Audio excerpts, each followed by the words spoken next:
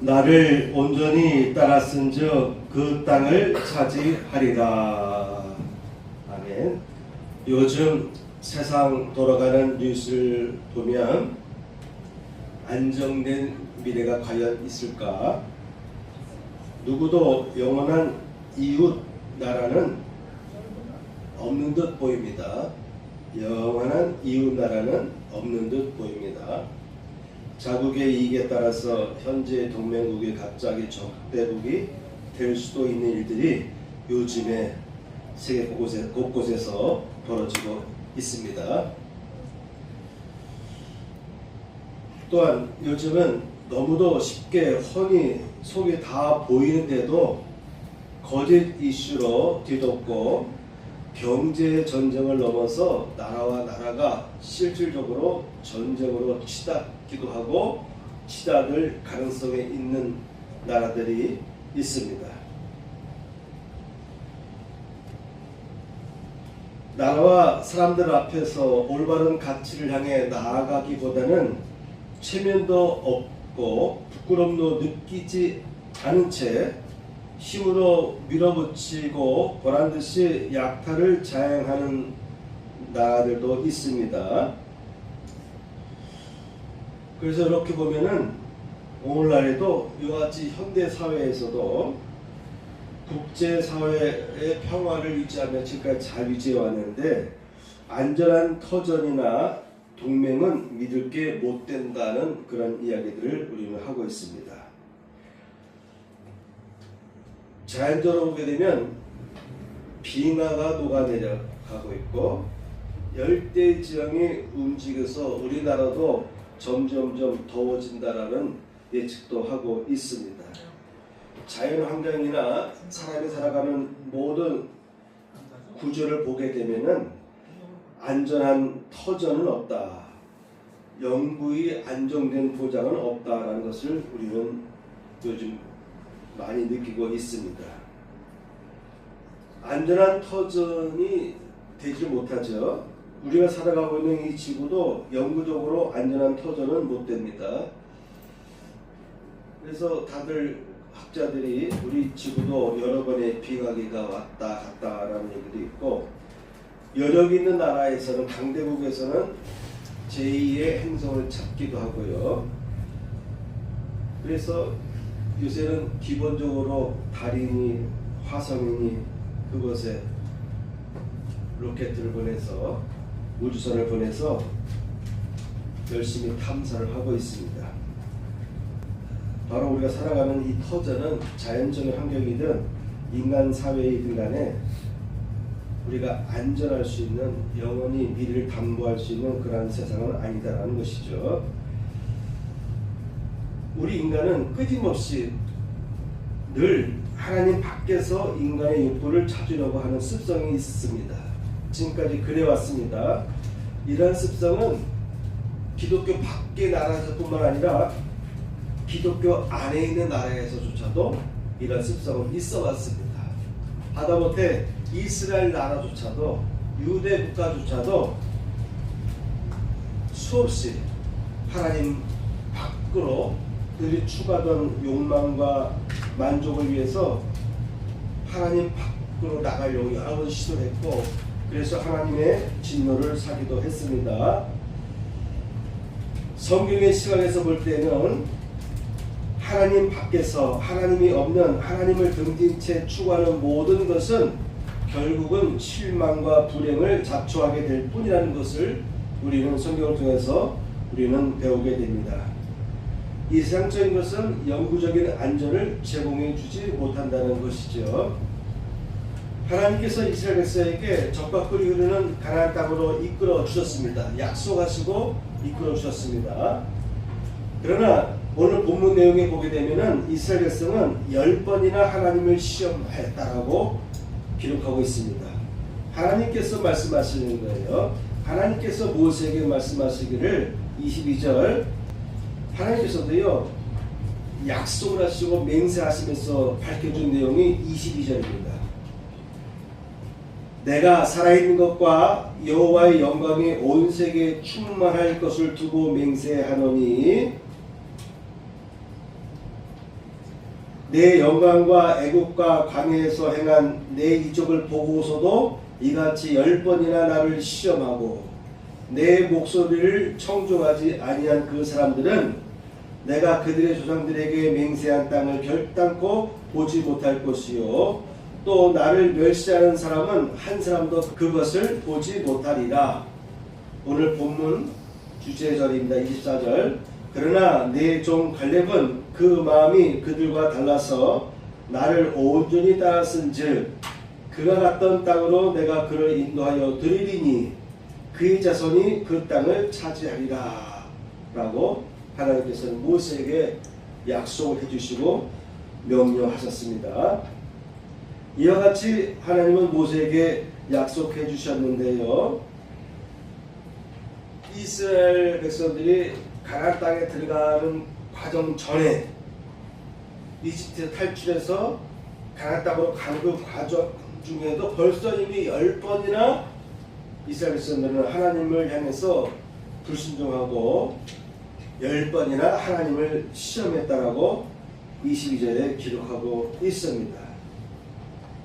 이때뿐만 아니라 이스라엘 백성들이 가나안 땅에 정착하고 나서도 계속 이와 같은 하나님 앞에 불순종하는 일들은 계속 이어졌습니다.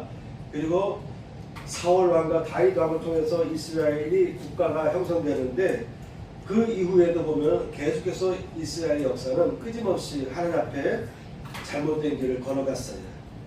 하나님이 이와 같이 기적과 이적으로 늘 그들과 함께 했지만 그러나 이스라엘 백성들은 틈만 나면 왕과 백성들은 하나님을 멀리하고 하나님 밖에서 뭔가를 찾으려고 했어요.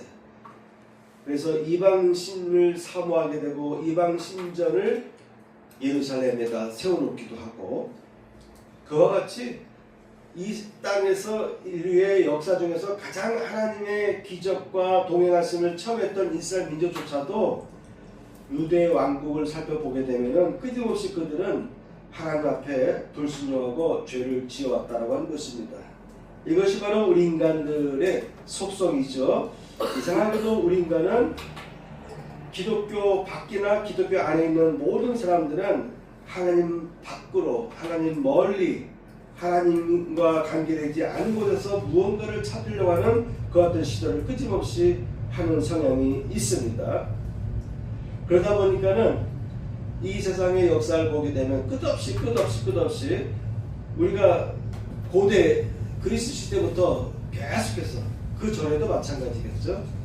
나름대로 나라가 안정되고 문화가 발전하고 철학이 발전하고 과학이 발전하던 모든 과정 속에서 보면은 끝없이 우리 사람들은 하나님을 멀리하는 그 어떤 시도를 해왔습니다.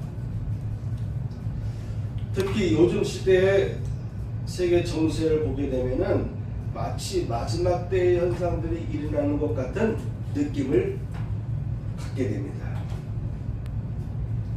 예수께서 마태복음 24장에서 마지막 때는 이런 일들이 일어날 것이다 라고 예고해 주셨는데요.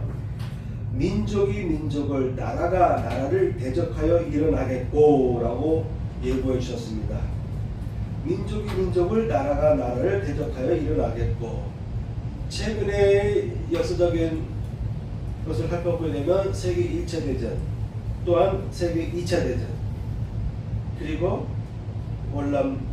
미국과의 월남 간의 전쟁, 또한 이라크와 미국과의 전쟁, 그 이후로 끊임없이 전쟁은 계속 아랍 근동 지역에서 전쟁이 일어났죠.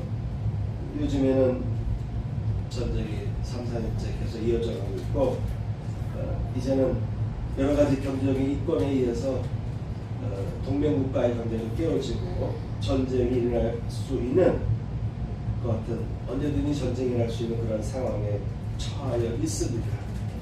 여기서 전쟁이 발발하게 되면 많은 분들이 걱정을 합니다.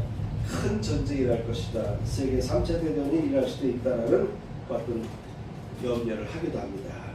예수께서 말씀했습니다. 마지막 때에는 민족과 민족이, 나라가 나라를 서로 대적하여 일어난다 라고 예언해 주셨습니다. 또한 기근과 지진이 많이 일어날 것이다. 곳곳에서 기근과 지진이 있을 것이라고 했습니다. 그런데 이 모든 것은 재난의 시작이다라고 예고해 주셨어요. 또한 마태복음 24장 15절 말씀을 보게 되면 예수께서 말씀하시기를 너희가 선지자 다니엘이 말한 바 멸망에 가증한 것이 거룩한 곳에 선 것을 보거든 읽는 자는 깨달을진저. 멸망에 가증한 것이 우상, 하나님을 등지는 적그리스도의 세력이 거룩한 곳에 선 것을 보거든. 그러니까 앞으로 마지막 시대에는 거룩한 곳이 어떤 분들은 이스라엘의 예루살렘 성전이다라고 말하기도 하고 또한 교회라고 보기도 하고 이처럼 적그리스도의 세력이 교회 안에 성전 안에까지 들어와서 서게 되는 때가 올 것이다라고 했는데 오늘날 같은 이와 같은 현대 사회에서 국제 평화가 실현돼가는 이런 상황에서도 여차하면 독재자가 나타나겠더라고요. 그렇죠? 우리나라도 그렇고 미국도 그렇고 중국도 러시아도 그렇고 핸드폰이 다 오픈되어 있고 인터넷이 오픈되어 있는 이런 시대에도 권력자들이 얼마든지 독재할 수 있는 시대가 오늘날 현대사회에서도 펼쳐지고 있는 것을 보게 됩니다. 이런 내용을 보게 되면 예수님께서 하신 말씀과 요한계시록에 나와 있는 강력한 독재자가 등장하는 내용들이 어느 정도 이해가 됩니다. 우리는 불과 몇 년 전만 해도 요한계시록에 나와 있는 그와 같은 강력한 독재자가 과연 나올까? 이런 국제 평화가 이루어진 이런 시대에 그렇죠? 올림픽도 하고 월드컵도 하고 문화교류도 하고 세계 곳곳을 우리가 자유롭게 여행도 하는 이러한 시대에 과연 그런 위기가 올까라고 했는데 요즘에 보니까 그런 세상이 올 수도 있겠구나. 그렇게 무시무시한 독재자가 등장할 수도 있겠구나라는 예측을 하기도 합니다. 요한계시록에 보면은 짐승이라고 표현하고 있습니다. 짐승의 모든 권세를 그 앞에서 행하고 땅과 땅에 사는 자들을 처음 짐승에게 경배하게 하니 곧 죽었던 상처가 나은 자니라. 큰 이적을 행하되 심지어 사람 앞에서 불이 하늘로부터 땅에 내려오게 하고 짐승 앞에서 받은 바 이적을 행함으로 땅에 거주하는 자들을 미혹하여 땅에 거주한 자들에게 이르기를 칼에 상하였다 살아난 짐승을 위하여 무상을 만들라 하더라. 이런 내용은 성경학자들은 이미 네로 시대에 이루어졌다. 육륜lud도 네로를 의미한 것이다 라고 해석하기도 하지만 그럼에도 불구하고 성경은요 끊임없이 반복적으로 일이 일어나거든요. 그래서 앞으로 이와 같이 이 독재자가 나타나는데 이 독재자의 특징은 자기에게 경배하게 하고 또한 물건을 사고 팔지 못하게 한다고 되어 있어요. 물건을 사고 팔지 못하게. 요즘에도 보면은 나라와 나라들 사이에 무역 거래를 제재하기도 하는데 이미 요한계시록에는 물건을 사고 파는 일도 못하게 한다. 그 표를 가진 자 외에는 그런 매매를 못하게 한다라는 요한계시록의 예언 내용도 있습니다.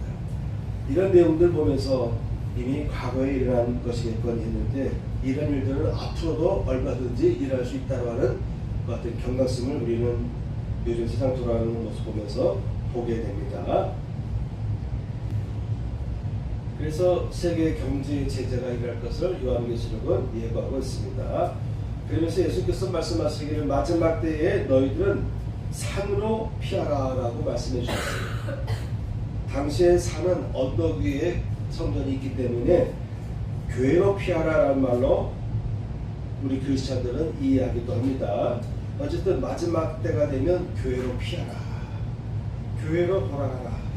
교회 안으로 들어가라라는 것이죠. 이와 같이 우리가 살아가는 세상은 어느 것도 안전한 것이 없다.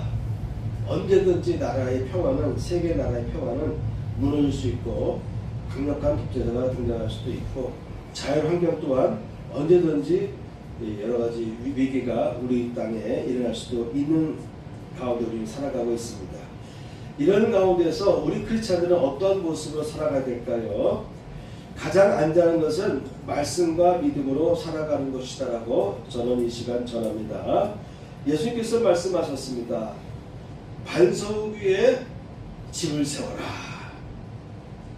누구든지 나의 이 말을 듣고 행하는 자는 그 집을 반석 위에 지은 지혜로운 사람 같으리니 비가 내리고 홍수가 나고 바람이 불어 그 집에 부딪힘에 무너지지 아니하나니 이는 주초를 반석 위에 놓은 연고요 나의 이 말을 듣고 행치 아니하는 자는 그 집을 모래 위에 지은 어리석은 사람 같으리니 비가 내리고 홍수가 나고 바람이 불어 그 집에 부딪힘에 무너져 그 무너짐이 심하니라.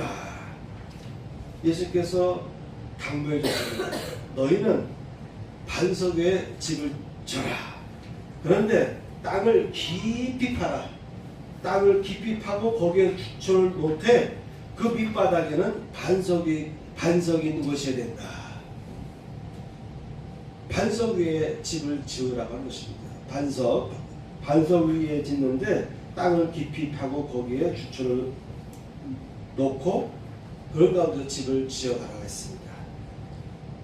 예수님께서는 비와 홍수가 내릴 때도 무너지지 않는다고 했는데 우리나라의 한옥 건물도 보면은 지진이 나도 무너지지 않는 거 보면 참 희한해요. 땅 깊이 판 것은 아닌데 나무를 지었는데도 불구하고 웬만한 지진에도 무너지지 않은 그런 한옥 건축이는데 예수께서는 더 강조하시기를 땅을 깊이 파라.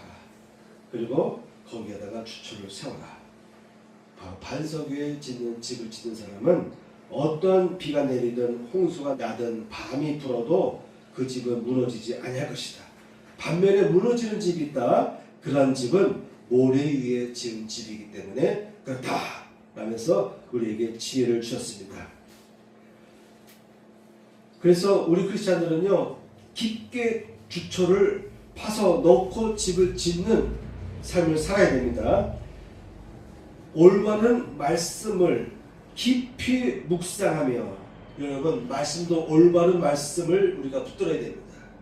성경 말씀에서 이단 사이비 종교 이단들은 성경 말씀을 들어서 그들은 전파합니다. 그러므로 말씀이라고 다 받아들일 수 있는 것이 아니고요. 올바른 말씀이어야 되고 그 말씀을 깊이 묵상해야 됩니다. 깊이 팔아. 네가 지금 읽고 보는 듣는 그 말씀이 너의 깊은 심령 속으로 들어가라. 말씀이 우리의 잠재 무의식 세계까지 깊이 내려가게 되면요. 그 사람은요. 말씀대로 살아가는 것이 쉬워집니다. 근데 의식 차원에만 머물러 있는 성도들, 크리스찬들은요. 말씀을 그대로 이해하는 것이 힘들어요. 왜냐하면 내 마음 속에서는 따라갈 수가 없는데 내 의식은 따라가야 된다고 주장하니까 충돌할 수밖에 없어요. 그래서 말씀을 깊이 묵상하다 보면요. 말씀이 나의 마음속 깊은 곳에 잠재의식에까지도 내려앉게 됩니다. 그리고 그 말씀을 붙들어야 됩니다. 그리고 그 말씀을 온전히 믿고 순종하며 그대로 따라 행하는 삶을 살아야 됩니다. 그런 것이 바로 깊게 주초를 놓고 집을 짓는 자의 삶인 것이죠. 여호수아에서 보게 되면은 셋째 온전함과 진실함으로 섬겨라 라고 한 것입니다. 여호수아서 24장 14절 마지막 장에 보게 되면 그러므로 이제는 여호와를 경외하며 온전함과 진실함으로 그를 섬기라. 너희 조상들이 강 저쪽과 애굽에서 섬기던 신들을 치워버리고 여호와만 섬기라 라고 당부했습니다. 이스라엘 백성들 다 모아놓고 이제는 여호수아도 나이가 차서 더 이상 이스라엘 백성을 이끌어갈 수가 없었어요. 그래서 이스라엘 백성을 다 모아놓고 새로운 계약을 세우는데 그때 말합니다. 이제는 제발 여호와를 경외하라. 그리고 온전함과 진실함으로 그를 섬기라고 했습니다. 오늘날 한국교회가 어려운 것은 예수를 믿되 하나님을 경외하되 온전함과 진실함으로 하나님을 제대로 섬기지 못하기 때문에 교회 다니는 사람은 많은데 세상이 어두워지고 세상의 어려움들이 자꾸 일어나는 것입니다. 예수께서도 당부할 때 너희는 온유한 마음을 품어라. 너희는 마음을 가난하게 비워라. 너희의 마음을 가난한 것으로 비우고 말씀으로 채우라 하면서 온유한 자가 복이 있다라고 말씀하셨습니다. 예수님도 제자들을 향해서 나를 믿고 따르는 것도 참 좋은데, 나를 열심히 믿고 따르는 것도 참 좋은데 너희의 마음이 온전해져야 된다. 너희의 마음을 비워야 된다. 하는 것을 강조하셨어요. 신앙생활에 있어서 사람의 인품이 중요하다라고 하는 것이죠. 이스라엘 백성들이 광야에서 헤맬 때에 하나님께서 모세를 칭찬하시고 그리고 여호수아를 붙들고 이스라엘 백성들을 이끌며 함께 하시면서 그들에게서 좋은 점을 발견한 것은 뭐냐면은 모세에게 있어서는 온유함입니다. 온유함. 그전에는 그가 혈기 가득한 사람이었어요. 그래서 여차하면 흥분해서 싸움을 할 때 싸움을 말린다는 것이, 이집트 사람과 히브리인이 싸울 때 말린다는 것이 너무 과해서 이집트 사람을 쳐서 죽였습니다. 그래서 이집트에서 가장 왕위를 이어받기에 1순위였던 이 모세가 그 모든 족보를 다 빼앗기고 도망갔어요. 광야로 주행량을 쳤습니다. 그 사실이 밝혀지다 보니까, 그러니까 나이 40의 모세는 의로움이 있었어요. 그리고 의리가 있었습니다. 그의 백성이 어려움 당하는 것을 보고 늘 어떻게 하면 내 백성이 어려움 당하는 것을 도와줄까 하다가 마침 이집트 사람과 히브리인이 싸우는 것을 볼 때 자기 동족을 측은히 여기다 보니까 말렸는데 너무 과해서 이집트 사람을 죽일 정도로 강하게 몰아붙였어요. 이처럼 모세는 혈기가 왕성했던 사람이에요. 그런 모세가 40년 동안 광야에서 양을 치면서 지내는 가운데 그가 바뀌었습니다. 그래서 하나님께서 증명해 주시기를 모세는 온유하다. 그의 온유함이 지면에 있는 모든 사람보다 낫다, 승하다 하고 인정해 주셨습니다. 오늘 본문에 나와 있는 내용은 갈렙에 대한 내용이죠. 하나님께서 모세에게 말하기를 지금까지 탈출한 이후부터 지금까지도 벌써 10번이나 내 말을 듣지 않고 나를 시험하고 불순종하며 내 목소리를 청종하지 아니했는데, 그래서 그들은 가나안 땅에 못 들어갈 것이다. 그런데 너희 중에 갈렙은 그들과 다르다. 내 종 갈렙은 그 마음이 그들과 달라서 나를 온전히 따랐습니다. 하나님을 믿고 섬기되 온전히 따르는 것이 중요합니다. 말씀을, 제대로 된 말씀을 깊이 묵상하고 그 말씀을 붙들고 순종하고 믿음으로 나아가는 것이 중요합니다. 갈렙은 온전히 따랐다라고 했습니다. 이스라엘 백성의 12지파 중에 대표 한 사람을 선택해서 12명을 가나안 땅에 미리 정탐을 보냈는데 여호수아와 갈렙은 믿음을 가지고 돌아왔어요. 그러나 나머지 10명의 지도자들은 두렵고 떨림의 마음을 가지고 돌아와서 우리는 그들 앞에 메뚜기다. 우리는 도저히 가나안 땅을 점령할 수 없다. 그들은 거인들이고 거인족들이 거하고 있는 것이고 그곳은 거인족들이 거하고 있는 것이고 그들의 성벽은 높고 노성벽입니다. 그러니 우리가 어떻게 저 가나안 땅을 점령할 수 있습니까? 라고 부정적인 이야기를 쏟아놨습니다. 그러나 여호수아와 갈렙은 그들이 가지고 온 이 큼직한 포도 송이를 보이면서 우리가 할 수 있습니다. 여호와께서 우리와 함께 하시면 우리는 능히 그 땅을 들어가서 얻을 수 있습니다라고 하는 믿음의 말을 선포했고, 그 이후로도 광야를 40년을 지나는 동안에 모세와 함께 지나는 동안에 이 갈렙은 하나님의 말씀을 온전히 따랐다는 것입니다. 하나님의 명령이 떨어지기만을 기다렸어요. 그리고 이제는 모세도 죽었고 이제 여호수아가 혼자 이스라엘 백성을 이끌어 갈 때가 되었습니다. 그때 갈렙은 40년 전에 하나님께서 모세를 통해서 약속하신 그 약속을 붙잡고 45년 후에 여호수아 앞에서 그 약속을 끄집어냅니다. 이 산지를 주옵소서. 모세가 약속한 이 산지를 주옵소서. 아무도 이 산지를 점령하려고 하지 않는데 저희가 점령하겠습니다. 그런데 그 땅은 이미 하나님께서 모세를 통해서 저에게 약속해 주신 땅입니다. 45년 동안 그 약속을 붙잡고 있었던 것이에요. 45년 전에 하나님께서 모세에게 약속해 준 이 본문의 내용의 말씀을 갈렙은 듣고 의심하지 않고 45년 동안 이 말씀을 꼭 붙잡고 있었어요. 그리고 45년이 지난 이 시간에 갈렙은 이 말씀을 그의 리더자 여호수아 앞에서 제시하는 것입니다. 나는 지금도 내 몸이 건장합니다. 나는 지금도 칼을 들고 나가 싸울 수 있습니다. 나는 지금도 내 힘이 부족함을 느끼지 못합니다. 그러니 내가 지금 85세의 나이임에도 불구하고 내가 이끌고 내가 나아가서 그 땅을 점령할 테니 저 산지를 점령할 테니 허락해 달라고 당부하는 그 같은 내용을 갈렙이 여호수아 앞에서 했습니다.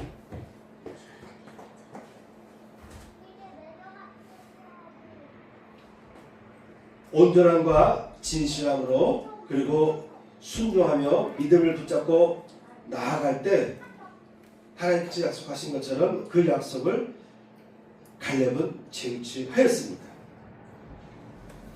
그런데 24절 말씀을 보게 되면은 그가 갔던 땅으로 내가 그를 인도하여 드릴 것이다. 그가 가봤던 땅, 그가 가서 봤던 땅을 갈렙이 다시 들어갈 수 있도록 내가 인도해 줄 것이고 그의 자손들이 그 땅을 차지하게 해줄 것이다 라고 약속해 주셨습니다. 올 26년도에는 하나님께서 여러분을 이끌어 주시는 해가 되어야 될 줄 믿습니다. 아멘. 내가 하려고 노력할 것도 중요하지만 그러나 더 중요한 것은 하나님이 나의 바라는 것, 내가 노력하는 것, 내가 땅을 밟는 곳을 밟도록 쟁취하도록 이끌어 주시는 것이 중요한 것이죠. 올 한 해는 그런 해가 되기를 축복합니다. 아멘. 한 가지 더요. 여러분은 하나님의 자녀죠. 우리 크리스찬들은 하나님의 자녀입니다. 우리 크리스찬들은 하나님의 자녀로서 인침을 받았습니다. 세례도 받았고 성령께서 여러분에게 하나님의 자녀인 것을 증거해 주십니다. 요한계시를 보게 되면 하나님의 택한 백성들마다 이마에 표가 있다라고 예언해 주셨습니다. 우리 안에 성령께서 내주에 계셔서 내가 하나님의 자녀인 것을 증거해 주고 계십니다. 우리는 올 26년도에도 하나님의 자녀로서 인정을 받으며 하나님의 자녀로서의 권세를 누리며 살아가길 축복합니다. 아멘. 이와 같은 믿음을 가지고 나아갈 때 비록 세계 정세는 암울할 수도 있고 어떻게 변할지 모르지만 여호수아와 갈렙처럼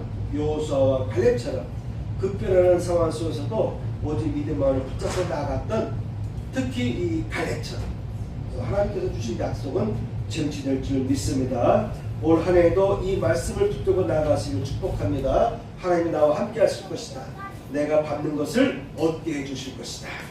이 약속을 붙잡고 나아가면서 여러분의 마음의 약한 부분을 치유하시고 고치시고 말씀으로 무장하시고 몸에 혹시 질병이 생길 때는 이 말씀을 붙잡고 기도로 싸워 나가시기를 축복합니다. 그리고 앞으로 당면할 모든 문제가 여러분에게 도사하고 있다 할지라도 하나님이 나와 함께 하실 것이다. 하나님이 나와 이건 내가 밟는 땅을 얻게 해주실 것이다 라고 하는 이 말씀을 붙잡고 되새기고 믿음으로 나아가셔서 2026년도에도 좋은 결과들 하나님께서 함께하는 놀라운 축복의 역사들이 나타나기를 축복합니다. 아멘.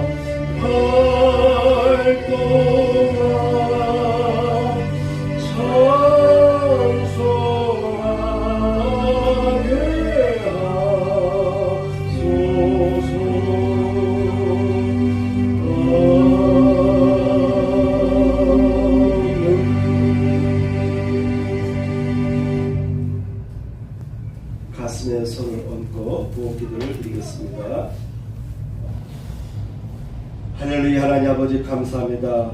오늘 이 시간에도 하나 앞에 모여서 아름다운 예물들을 봉헌하였습니다. 감사의 예물과 주의 예물을 흠양하여 주시고 또한 11조를 드린 손길과 그의 가정 위에 11조의 복이 부어지게 하여 주옵소서. 이제는 우리 구주 예수 그리스도의 은혜와 하나님 아버지의 극진하신 사랑과 성령님의 감동함과 역사하심이 이 자리에 참여한 성도들 위해 함께 하시기를 축복하옵나이다.